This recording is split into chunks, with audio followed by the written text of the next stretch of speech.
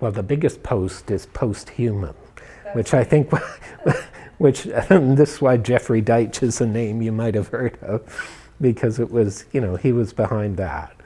And I think we all need to ask ourselves what post-human means. And it's for real. And now you even have English philosophers like John Gray making really elaborate arguments about something that they're calling the human moment, as if we could somehow be outside of that, which again I think is maybe a big problem with John Gray, but maybe let more Tony publications deal with John Gray and his philosophic contributions. But it strikes me that post-digital, we have to make sure that one of the things you want to look at in a post conception is the post functioning as a plus value or a minus value? And by minus value, I mean, is it a retrenchment? Is it a retreat? And sometimes it strikes me that all of us are suffering under a kind of surfeit of digital information and digital power. And if you guys haven't read the Amazon story in The Guardian today, you need to go and read that story. It's part of a series they're calling On the Other Side of the Click. And they're letting you know what happens when you decide to buy something from Amazon in the UK. And they tell you a story about a guy who puts in 11 miles a night on a 12-hour shift, picking objects from a mega warehouse for a cart that he then brings to the shipping department. And so it's a very human story about that little brown perfect package that comes to you in your mailbox. And so when I hear post-digital, I want to know, is it dealing with those set of circumstances, or is it really just dealing in a nostalgia for craft, which I would see as a negative value. Post-digital means to me to actually examine the basis of what it means to be in a digital era. And so to be post-digital is to imagine something that would follow and correct.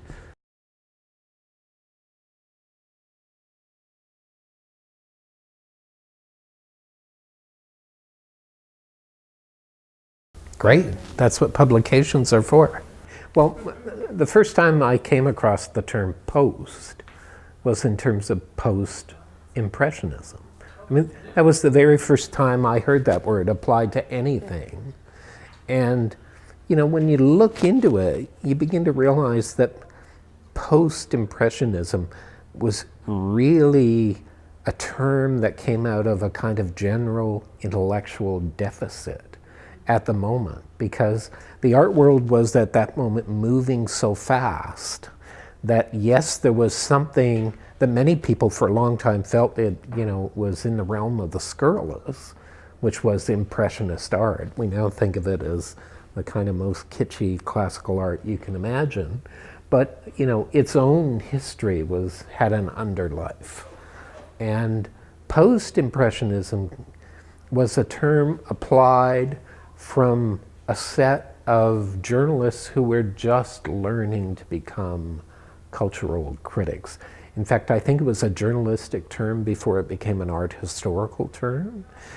But the art historical term, and then by the 1980s, post became the prefix of choice for adding value to anything. And so that whole post era that came to define postmodernism really defined an era. And it was part of an era where this whole notion of 60s counterculture and criticality actually became enshrined in the culture itself. And one of our jobs in the world, or making our way through the world, is having lived through a 40-year period of absolutely vaunted criticality, where in fact often value was attributed in negative, on the basis of negative values. So that, sometimes now it's hard to go back and read Susan Sontag's On Photography, because even now it's often quoted in support of photo practice. When it was written, it was a real handout break. Wait a minute, culture, let's take a closer look at this culture that we are producing that runs on photography and media imagery. And many of those early essays are really about trying to slow down that pace of Sontag on photography. And of course, in the 1960s, Sontag, all of her work, the work that went into Against Interpretation, was part of that very first generation of critical dissent. And that whole notion of dissent, which was so much a part of avant-garde practice from the get-go, in the end gained a kind of cultural value, and that there was a value in dissent. And I think, in certain instances, things got lost in that era of dissent. And I think, one of the things we need to be attentive to, and it's certainly something that we see generally in the environmentalist movement, is a new attention to what we need to keep safe, what we need to refine, what we need to restore. What are those things that actually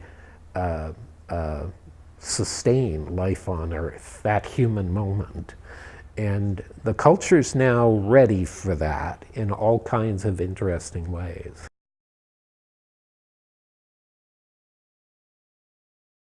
Even to form the phrase human moment is to be in a post-human moment. Otherwise we couldn't actually formulate the phrase. But at the same time, what that reminds me of is, do I care a whit about geology if it's not a human person naming it and trying to come to terms with what its impact might be? I mean, if there's no consciousness,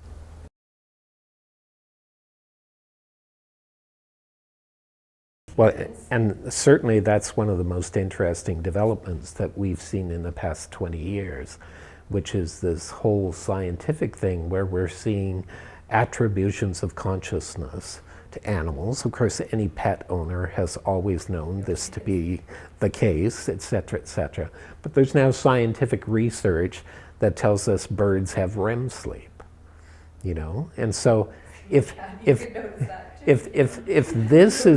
this is what we are defining as a post-human moment, then it seems to me all it's doing is enriching the human moment.